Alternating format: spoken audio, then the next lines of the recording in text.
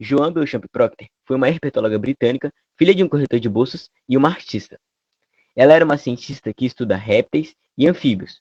Foi uma cientista brilhante que ficou reconhecida internacionalmente no início do século XX, uma época em que as mulheres não eram incentivadas a serem cientistas. Ela foi tão influente que duas espécies ou tipos de répteis receberam seu nome, como as cobras e as tartarugas. Então, nessa produção, será abordado as fases da vida dela e como ocorreu os desenvolvimentos para chegar onde chegou.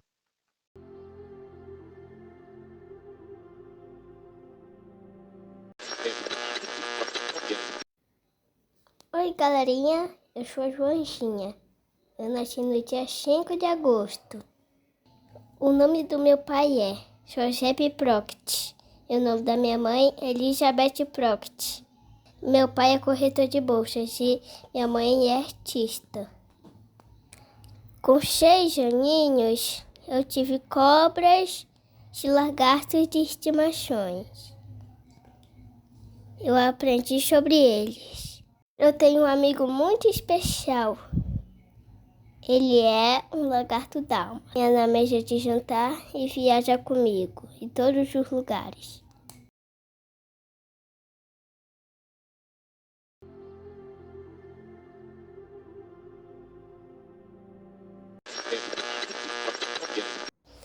Por um tempo, acreditei que nunca seria capaz de estudar o que eu mais amo, mas não desisti.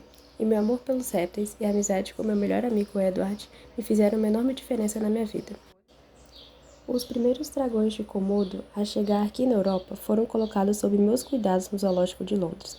Eu tinha tanto carinho que logo fiquei bem próxima deles e os tinha quase como animais de estimação, especialmente meu dragão de Komodo favorito, chamado Sambawá. Por tratar os répteis com respeito e cuidar deles pessoalmente, consegui mostrar que, embora eles pudessem matar uma pessoa, se eles quisessem, não eram incontrolavelmente perigosos. Eu estudei e me dediquei tanto nesse trabalho que fui convidada para apresentar meu primeiro artigo na Sociedade Zoológica de Londres, apenas com 19 anos. E surpreendentemente, no ano seguinte, fui estimada membro da Sociedade Zoológica de Londres, o que foi uma grande honra, por ser eleita membro da Sociedade de Londres, e uma honra maior ainda por ser uma garota de 20 anos sem formação universitária. Logo depois, foi considerada uma especialista em herpetologia. Um outro hobby meu, além de estudar sobre répteis, era desenhar e projetar habitats realistas para eles. E no zoológico de Londres, onde Edward agora era um curador de répteis, eu pude ajudá-lo a projetar um novo aquário. E quando ele se tornou diretor do aquário, eu aceitei o cargo dele como curadora dos répteis, que eu conhecia tão bem. Meu amor por répteis perigosos me tornou famosa com o título de Senhora que conseguiu lidar com pitons, crocodilos e meu favorito, dragões de Komodo.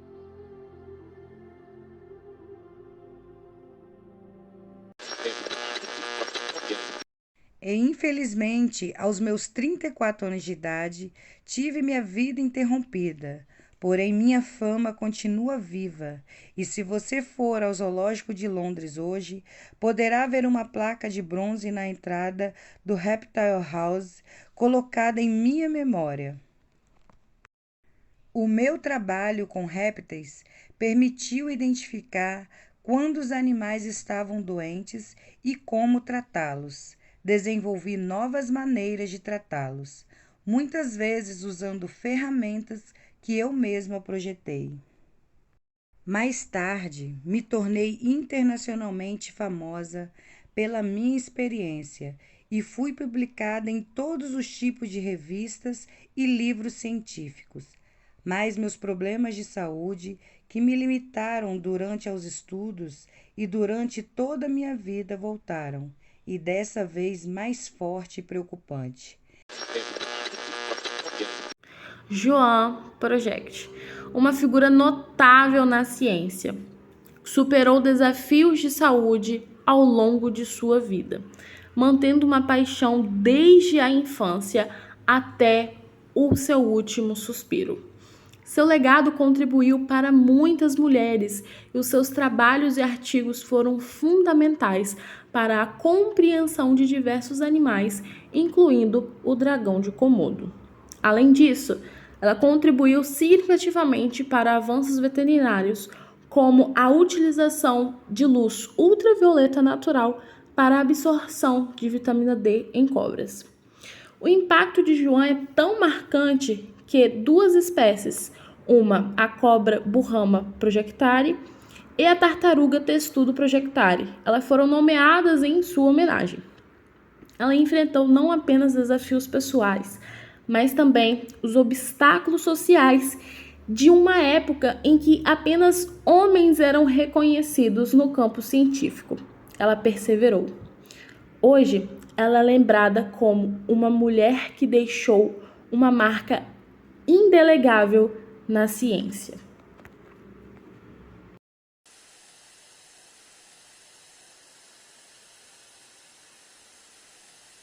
Devido a, por exemplo, no histórico dela, que é apresentado, a questão dela ter conseguido, junto com, claro que fala também da questão do apoio arquitetônico que ela teve, ela conseguiu pensar que os animais, eles não podem, né, ser tratados, no caso dos animais meio que ela trabalhava lá de perto, não podem ser tratados como coisas. E ela conseguiu planejar uma área de vivência para eles dentro do zoológico que permitisse o mínimo de qualidade de vida a eles, mesmo não sendo um ambiente natural. Isso demonstra a capacidade intelectual dela e isso chama a atenção para outros cuidados que até hoje são dados ao universo feminino. E aí, esse cuidado que ela tem e essa qualidade de vida que ela leva garante que o animal permaneça mais tempo vivo, o que garante a melhor funcionalidade daquele zoológico ali onde ela trabalhou também.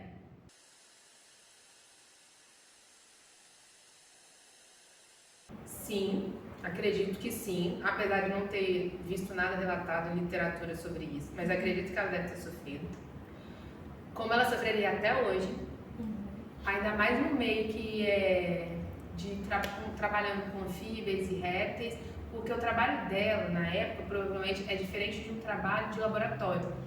Ela realmente trabalhava diretamente com o animal para a sobrevivência daquele animal. Por exemplo, zoológico. É a manutenção da vida do animal, como ele, no mínimo, como ele vive no ambiente natural. É diferente de uma pessoa que vai trabalhar com as cobras num laboratório utilizando a partir do veneno da cobra para a produção de um soro. É diferente o tipo de trabalho dela. Então, até hoje, se ela fosse viva atualmente, vamos dizer assim, ela sofreria, porque é um trabalho que exige mais peso mesmo, peso físico. E aí ela ainda tinha o agravante do problema de saúde dela, que debilitou, o que não tira a capacidade intelectual dela, tanto que ela é autodidata e ela ganhou como um prêmio não, ela recebeu, né, o direito de ser doutora.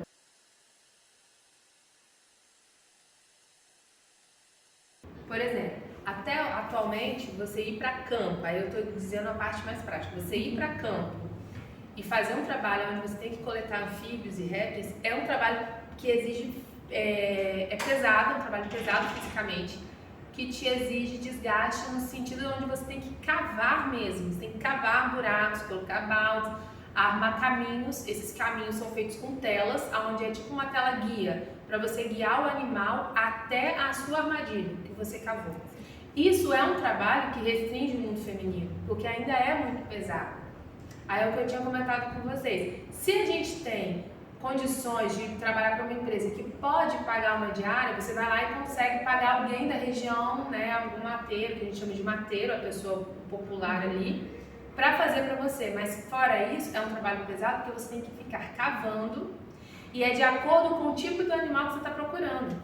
Não pode, por exemplo, se for um calango, que é um bicho menor, pode ser um balde tradicional desse de casa. Se você estiver procurando bichos de maior porte, vai ser outro tipo de balde, vamos dizer assim. E tudo isso você tem que carregar até o local, cavar isso e cavar na mão. Não existe maquinário para fazer. Então, ele é um trabalho difícil até hoje em campo. Você trabalhar com essa parte de anfíbios e répteis é muito pesado.